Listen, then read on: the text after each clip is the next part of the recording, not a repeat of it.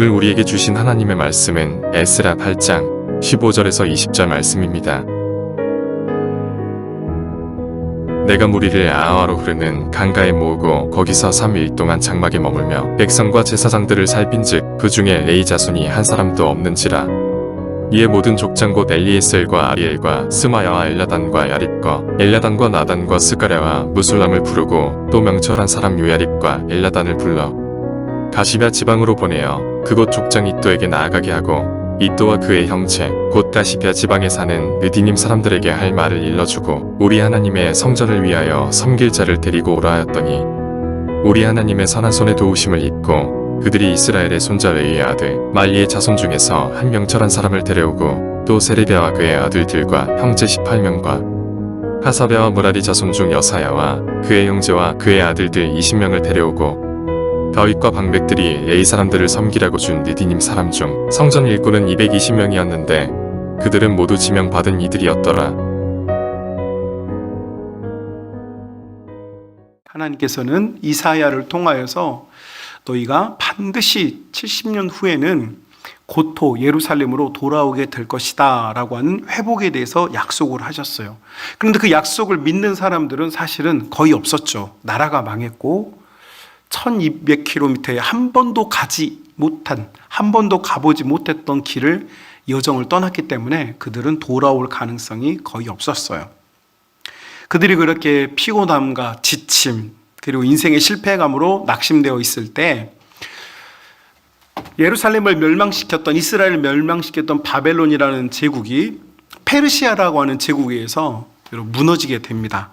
그리고 페르시아의 첫 번째 왕이었던, 성경에는 고레스 왕이라고 나와 있고 세속 역사에서는 키루스라고 하는 왕입니다. 이 키루스 왕이 바벨론 인근에 자리 잡고 있는 판자촌, 이제 요즘 표현으로 하면 참 적절할지 모르겠지만 이제 거지들, 아무것도 없던 이 사람들을 그저 자기들의 고향으로 돌아가라고 칙령을 발표하게 되어집니다.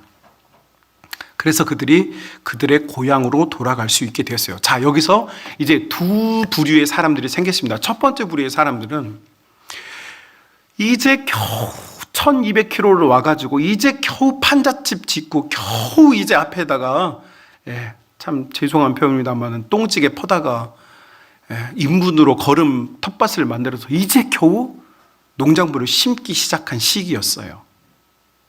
한마디로 말하면 정착하는 부류들이 있었어요. 그리고 하나님께서 에스겔 선지자를 통하여서 그발강이라는 강은요, 유브라데스 강에서 바벨론 시티까지, 이 바벨론 시티 자체에는 수원지가 없었기 때문에 이 바벨론 시티, 거대한 이 바벨론 시티에 물을 대기 위하여서 유브라데 강에서부터 인공 수로를 파놓았는데 그 인공 수로가 이제 성경에 나오는 그발강이라는 강입니다. 인공 수로입니다, 일종의. 우리 지역의 농로 같은 개념이죠. 이 농로 곁에서 살고 있었던 이 사람들, 이제 겨우 판잣집을 짓고 정착을 했는데 다시 예루살렘으로 1200km를 걸어서 또 가라고 하니까 첫 번째 부의 사람들은 나라도 망했고 아들도 죽었고 이제 이 젖비린내 나는 얘네들 이제 겨우 여기서 이제 좀 보리도 심고 밀도 심으려고 그러는데 이걸 버리고 또 예루살렘으로 돌아간다? 희망이 안 보이는 거죠. 그래서 떠나기를 포기해버린 사람들이 생겼어요. 또 한 부류의 사람들은 야, 진짜네? 하나님 약속하신 것이 이루어지네? 안 될 것 같더니 이거 되는구나. 그런데 여러분 이사야에서 60장부터 66장까지 나오는 말씀이 뭡니까? 내가 너희들을 그루터기 삼고 내가 너희들을 남겨진 상수리 나무 같아서 반드시 내가 이 베어진 상수리나무가 여러분 우리 숲의 농장, 꿈의 농장에도 있지만 커다란 도토리 나무입니다. 작은 거 말고 큰 목재로 쓸 수 있는 이 상수리 나무가 될 것이다. 여러분 얼마나 많은 수확이 있습니까? 그래서 하나님 앞에서 그것을 믿음으로 받아서 돌아가자 결단한 사람들이 생겼어요. 그래서 1차 때 돌아왔던 사람들이 스룹바벨과 여호수아였습니다. 그래서 이 두 사람의 지도자들과 함께 돌아왔던 1차 포로 귀환이라고 명명하는 이 사건이 있었어요. 그러니까 1차 포로 귀환은 소위 말해서 믿음이 있는 사람들이 하나님의 말씀에 순종해서 믿음으로 길을 떠난 이야기예요. 그러니까 1차 포로 귀환 때는 사람도 많았어요. 많은 사람들이 자기의 고향으로 돌아가려고 일어섰어요. 그리고 이 1차 포로 귀환 때 이 예루살렘에 돌아온 사람들이 깨달은 게 한 가지 있었어요. 그게 뭐냐면 우리가 왜 나라가 망했고 왜 우리가 이렇게 어려움을 당했는가? 이유는 한 가지다. 우리가 하나님에게 순종하지 않아서다. 하나님께 우리가 매를 맞은 것이다. 그래서 그들이 회개 운동을 하고 그들이 예루살렘에 돌아와서 했던 게 뭐냐면 이제 다시 하나님 중심으로 살아보자. 그리고 이 하나님 중심으로 살아보자는 의지의 표명이 뭐였냐면 바로 성전의 재건축이었어요. BC 1040년 솔로몬이 지었던 솔로몬 성전은 500년 동안 유지가 되다가 BC 586년에 바벨론에 의해서 불태워졌단 말이에요. 500년 동안 유지되었던 그것이 타버렸는데 그들이 돌아와서 했던 게 뭐냐? 우리 신앙으로 살아보자. 믿음으로 살아보자. 우리 하나님 약속 믿고 왔으니까 약속대로 한번 해보자. 이렇게 시작을 해서 성전 재건 운동을 시작했습니다. 그런데 여러분,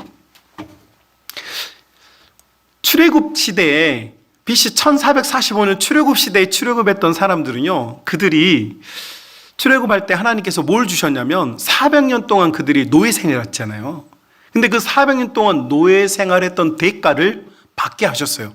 그래서 여러분 히브리 여인들이 애굽에서 나올 때 어떻게 합니까? 히브리 여인, 그곳에 살고 있던 이집트 여인들의 귀금속들, 금부치들, 좋은 옷감들을 다 받아서 나왔습니다. 그래서 임금을 다 받아서 나왔어요. 그리고 그걸로 뭐 했습니까? 광야 시간을 지내는 동안 바로 그것들로 성막을 지었어요. 금부치와 보석들로.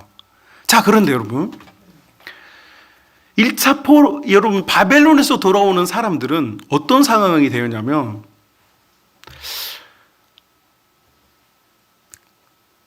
적절한 표현인지 모르겠습니다만 그지 중에 상그지들. 네, 나라가 망해서 끌려갔던 그 사람들, 정말 그지처럼 살았던 그 사람들이 예루살렘으로 돌아왔어요. 그러니까 그들이 뭐가 있겠어요, 없겠어요? 아무것도 없는 거예요. 아무것도. 그리고 그들이 성전을 지으려고 할 때 성전 짓기가 쉽지 않았어요. 그러겠죠. 제1성전이었던 솔로몬 성전은 아버지 다윗이가요, 여러 나라를 패권국가로서 여러 나라를 정복했기 때문에 수많은 재물과 여러분 경제적 여유가 있었어요. 그래서 솔로몬 성전은 여러분 금으로 치장된 성전이었어요. 그런데 제2성전이었던 이 성전은 그들이 거지 같은 인생을 살고 있었기 때문에 더 이상 이 성전은 빛나거나 번쩍거리지 않았어요. 정말 초라했어요. 그래도 열심히 있어서, 믿음이 있어서 이 성전, 제2성전을 짓기 위해 노력을 했어요. 자, 그런데 이렇게 믿음으로 시작을 했지만 문제가 생겼어요. 한 해가 지나는데 여러분, 처음에 바벨론에서 쌓았던 보리며 강냉이며 옥수수며 고구마며 어떻게든 연명을 했는데 한 해가 지나고 나니까 무슨 일이 일어나느냐? 예루살렘 성에 먹을 게 없어요. 자, 여러분, 예루살렘 성은 우리와 같은 평지에 있는 게 아니라 이렇게 한번 상상하면 좋을 것 같아요. 여러분, 무등산 꼭대기에 성이 하나 있는데 그 성이 예루살렘 성이에요. 그러니까 농작물을 여러분 경작하거나 수확할 수가 없단 말이에요. 그래서 예루살렘 성은 전통적으로 농사를 통해서 자급자족하는 도시가 아니었고 위성도시였던 베단이나 베들레헴과 같은 평야지대에서 혹은 산 기슭에서 농사를 지었던 곳에서 곡물을 수확해가지고 예루살렘 성으로 들어와서 교류가 이루어지는 곳이었단 말이에요. 그러니까 한마디로 말하면 예루살렘 성에 돌아왔던 사람들이 경제적인 어려움을 엄청나게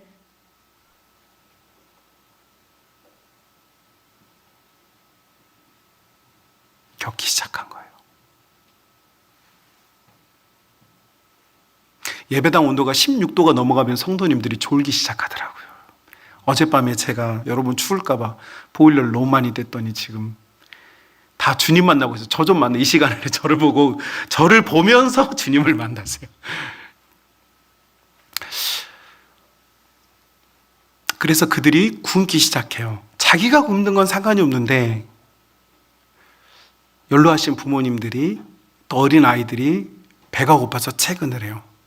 자, 여러분 같으면 그런 상황 속에서 예배당에 와서 교회 공사한다고 하고 있겠습니까? 아니면 바깥에 나가서 뭐라도 풀뿌리라도 캐러 다니겠습니까? 이 현실적인 문제 앞에 예루살렘 성에 돌아왔던 1차 포로 귀환했던 사람들, 믿음의 사람들은 그들의 믿음의 동력을 잃어버리고 개인의 삶, 살아남기 위한 삶으로 돌아가 보기 시작했어요. 뿔뿔이 흩어져 버리기 시작했단 말이죠. 그래서 성전 재건은 이루어지지 않았고 그들의 삶은 더욱더 핍절하게 되었어요. 너무 힘들게 된 거죠. 자, 어떻게 하면 좋을까요? 어떻게 하면 이 문제를 해결할 수 있을까요? 여러분도 지금 그런 지경에 있는 분들 계셔요. 열심히 살았고 믿음도 있었는데 지금 지쳐버려서 완전히 번아웃 돼가지고 이것도 아니고 저것도 아니고, 그래서 결국은 성전을 마감을 지어야 되겠는데라는 생각은 했는데 몸은 지금 칡뿌리 캐고 다니는 인생. 이것이 믿음으로 1200km를 다시 걸어와야만 했던 믿음의 1세대들이 겪는 현실이었어요. 어떻게 하면 좋을까요? 이때 사람들은 이걸 해결하지 못했고 하나님께서 이 문제를 해결하시기 위해서 일하기 시작해요. 그 사건이 오늘 본문에 나와 있어요. 하나님께서 여러분 바벨론에 남아있던 에스라에게 감동하십니다. 에스라야, 네가 다시 예루살렘으로 좀 와야 되겠다. 네가 지금 이 바벨론에 남아있는 사람들 중에 네가 지금 사람들을 데리고 좀 와야 되겠다. 네가 구원군이 되어서 가서 네가 이 예루살렘 성에 있는 사람들을 다시 살려내야 되겠다. 이것이 하나님께서 힘을 주시는 방식이었어요. 자, 그런데 여러분, 여기서 우리는 두 가지를 보게 해요. 첫 번째는 믿음이 있었던 1세대 사람들은 이미 믿음이 있는 사람들이었어요. 그러니까 여러분, 그들이 예루살렘으로 돌아왔죠. 남겨진 사람들은 하나님에 대한 믿음이 견고하지 못해요. 약속, 현실이지. 내가 사는 게 힘든데, 내가 이제 겨우 정착했는데, 이제 내가 지금 인분 퍼가지고 밭 겨우 조금 만들었는데 이걸 두고 다시 가다니 불가능해 라고 생각했던 사람들. 그런데 하나님께서 그들을 불러 모으세요. 여러분, 이스라엘 백성이 바벨론에서 3번에 걸쳐서 포로 귀환을 해요. 그런데 3차 귀환은 느헤미야는 총독이었어요. 그와 함께한 자들과 예루살렘 성벽을 완성하라고 하는, 여러분, 당시에 황제의 명을 받고 물자를 가지고 돌아왔어요. 그러니까 엄밀하게 이스라엘 백성들의 자발적인 귀환은요 2번뿐이었어요. 그리고 그 마지막 귀환이 2차 포로 귀환이에요. 그리고 거기에 지금 에스라가 있는 거예요. 자, 이 에스라가 하나님의 계시를 받고, 여러분, 하나님께서 우리를 지금 부르십니다. 예루살렘으로 돌아갑시다 라고 요청을 했어요. 자, 그런데 그들의 형편이 어떠했는가? 여러분 보십시오. 15절 보시겠습니다. 이렇게 되어 있어요. 내가 무리를 아하와 흐르는 강가로 모으고 거기서 3일 동안 장막에 머물며 백성과 제사장들을 살핀즉 그 중에 레위 자손이 한 사람도 없었다. 이렇게 되어 있어요. 자, 이제 저를 보시겠습니까? 에스라가, 여러분, 하나님 우리를 부르십니다. 우리 가봅시다 했는데 모인 사람이요, 처음 1차 포로 기간에 10분일도 안 됐어요. 더구나 제일 중요한, 여러분, 이 2차 포로 기간, 2차 이진들이 갔을 때 해야 될 일이 뭐냐면 성전을 재건해야 했어요. 그런데 성전 재건을 위해서 일할 수 있는 레위인들이 한 명도 없었단 말이에요. 한 명도 없었어요.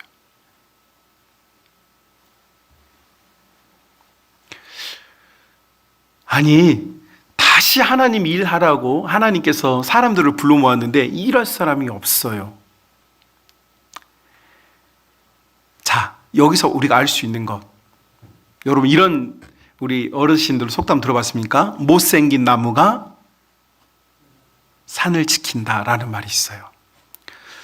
기둥이 좋은 나무들, 곱게 잘 뻗은 나무는요, 어느 대감집에서 베어다가 기둥으로 쓰고, 큰 나무는요 베어다가 궁궐의 기둥으로 써요. 가래따로 다 갔어요. 그런데 굽어지고 모양이 못생기고 사람들이 거들떠보지 않는 나무는요 쓸모가 없어서 내버려 뒀어요. 그래서요 좋은 나무는 다 베가버리고 산에는 어떤 나무가 남았느냐? 어떤 나무 남았다고요? 못생긴 나무. 2차 포로 귀환에 지금 가는 사람들은요, 어떤 사람이냐면 우리가 언급했던 것도 첫 번째, 그들은 믿음이 없는 사람들이었어요. 현실주의자들이었어요. 동시에 그들은 못생긴 나무예요. 자원하는 심령이 아무도 없어요. 내가 가서 봉사하겠습니다, 내가 가서 충성하겠습니다 라는 생각을 가진 사람이 없었어요. 이때 여러분, 에스라의 조치, 할 사람도 없고 도와줄 사람도 없고 이 필요를 느끼는 사람도 없네, 뭘 어떻게 할 수 있겠어 라고 포기한 게 아니라 에스라는 하나님의 감동으로 말미암아 이렇게 말해요. 17절 보실까요? 17절, 가사바 지방으로 보내어 그곳 족장 이또에게 나아가게 하고 이또와 그의 형제 가사바 지방에 사는 르비딤 사람들에게 할 말을 일러주고 우리 하나님의 성전을 위하여 섬길 자를 데리고 오라 라고 에스라가 요청해요. 다시 말하면 이 17절 말씀을 요약해보면 에스라는 포기하지 않고 이또라고 하는 사람, 지방의 유력자 중에 한 사람입니다. 이또라고 하는 사람에게 도움에 요청합니다. 그리고 그 이또라는 사람에게 요청하기를 하나님의 성전을 위하여서 섬길 자를 보내달라고 요청을 해요. 여러분, 하나님께서 하나님의 교회들을 살리시고 믿음의 가문인 여러분을 살리시고 여러분의 가정을 위한 놀라운 계획을 가지고 있다는 것을 여러분 믿으십니까? 자, 그렇다면 정말로 믿으십니까? 언젠가 어떻게 되겠지라는 건 믿음이 아니에요. 그걸 희망이라고 말합니다. 그런데 희망은 믿음이 아니에요. 희망과 믿음은 다른 것입니다.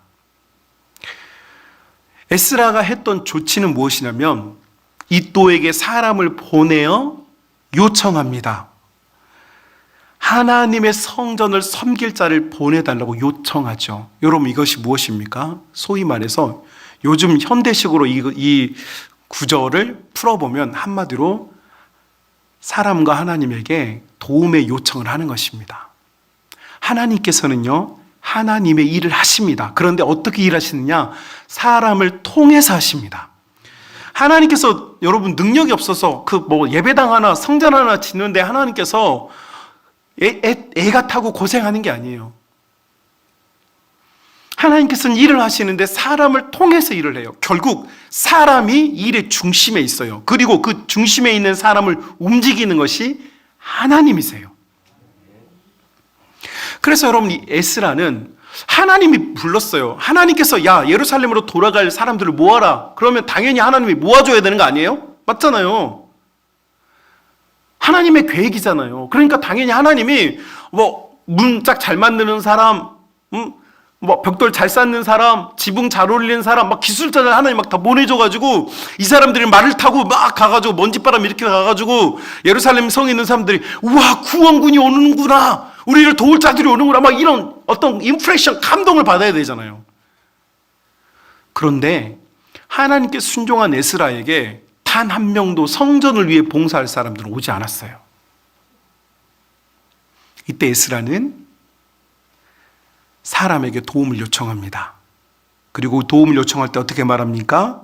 하나님의 성전을 섬길 자, 나와 함께 길을 떠날 자, 나를 믿고 따라올 자가 아니에요. 여러분, 에스라, 난 리더십 있고 난 경고하는 사람이니까 날 믿고 따라와도 돼 라고 말하지 않고 나 말고 하나님을 위하여서 봉사할 사람을 보내달라고 에스라가 요청합니다. 이때 무슨 일이 납니까? 너무 재밌는 이야기들이 나와요. 여러분, 18절 보십시오. 참 재밌는데, 우리 하나님의 선한 손에 도우심을 입고 그들이 이스라엘 자손, 레위의 아들 말리의 자손 중에 한 명찬한 사람을 데려오고 또 세레바와 그의 아들들과 형제 몇 명을 데려옵니까? 18명을 데리고 와요. 그 다음 절에 19절 보면 하사바와 무라리 자손 중 여사와 그의 형제와 그의 아들 몇 명을 데려와요? 20명. 자, 여러분 보십시오. 여러분, 18명이 많은 숫자입니까? 정말 작은 숫자죠. 그리고 그 다음 가문에 가서 얻어온 사람은 이제 20명이었어요. 작은 수이고 보잘것없는 수예요. 그러나 여러분, 놀라지 마십시오. 믿음의 1세대는 성전을 완성하지 못했는데 이 작고 굽어진 나무 같고 부족해 보이는 이 사람들에 의하여서 성전은 완성되었어요.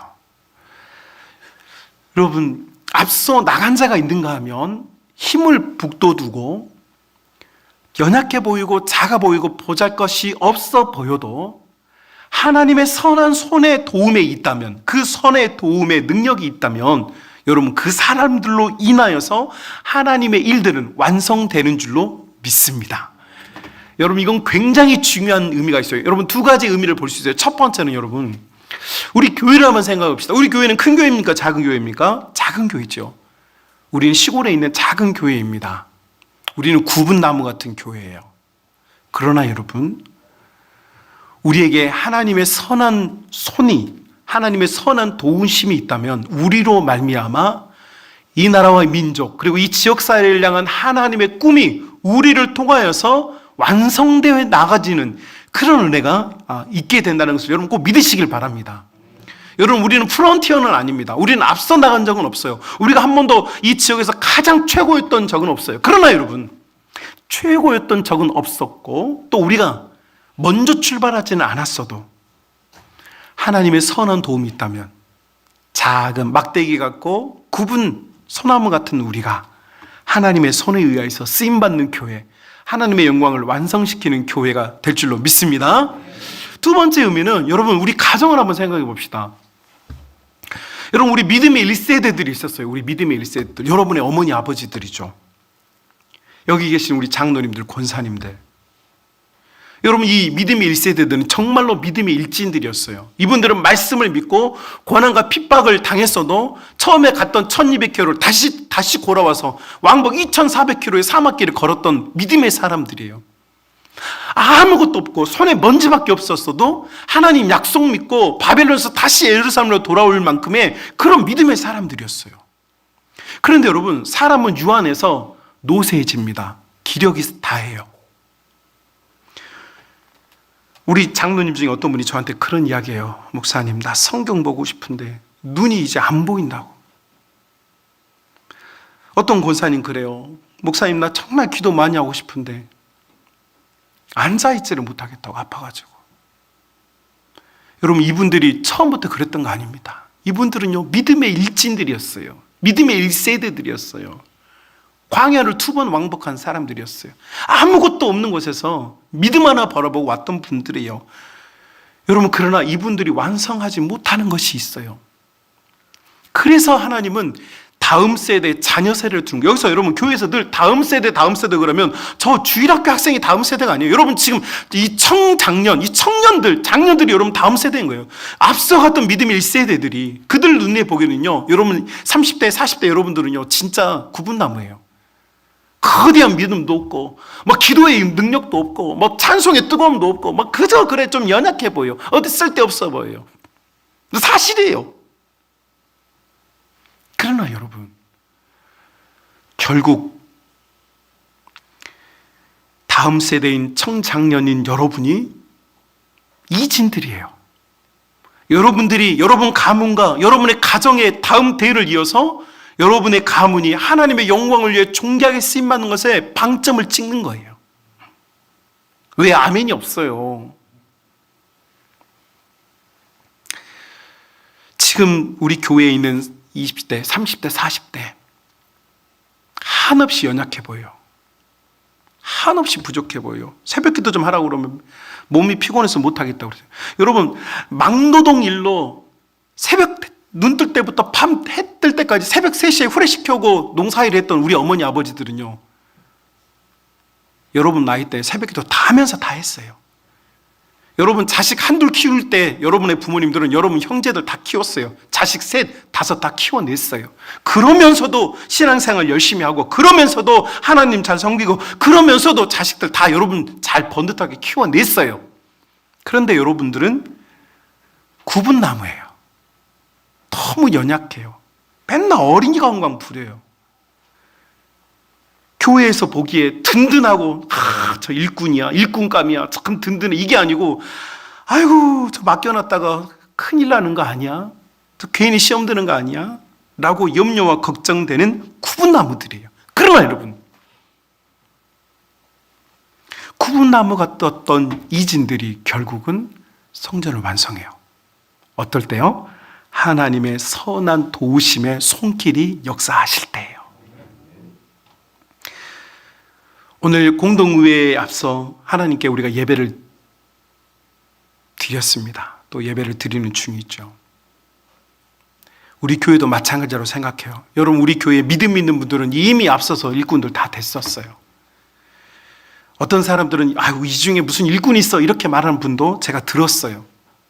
그러나 여러분, 하나님의 선한 손이 어떻게 역사하실지는 누구만 알아요? 하나님만 알아요. 연약해 보이고 작아 보여도요, 하나님의 그 강력한 손이 결국 이진을 통하여서 모든 것을 완성하는 것을 우리는 보아요. 어떻게 하면 좋을까요? 겸손하게, 여러분, 우리가 믿음이 있다고 자랑하지 말고, 우리가 이런 일을 과거에 했었다고 여러분 말하지 말고, 이제 우리가 해야 될 일은 무엇이냐?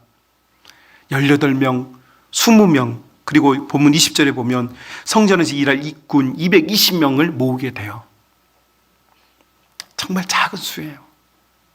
그렇지만 이 작은 것들이, 우리 주님은 항상 연약하고 작은 것을 통하여서 강한 것을 부끄럽게 하시는 분이에요. 여러분, 우리가 우리의 마음과 중심을 여호와의 손, 우리 하나님의 선한 손길에 기대어 하나님의 일들을 이루고, 우리 교회와 우리 가정에 하나님의 행하실 그 위대한 일들이 나타나는 모든 성만의 가족들이 다 될 수 있기를 주님의 이름으로 축복합니다.